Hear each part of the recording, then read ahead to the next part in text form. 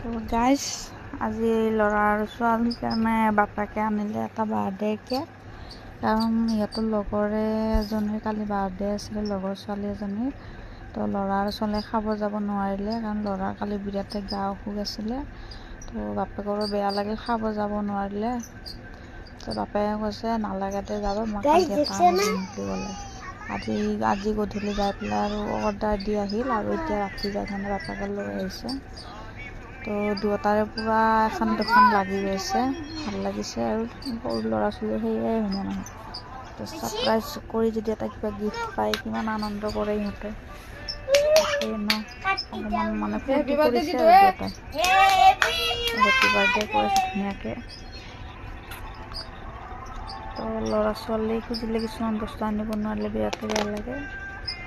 যিমান পাৰোঁ চেষ্টা কৰে আৰু বাপেকে আনি দিব। ল'ৰা ছোৱালী যি খোজে তাকে, গোটেই নোৱাৰিলেও অলপ হ'লেও দিব চেষ্টা কৰে। মাক দেউতাক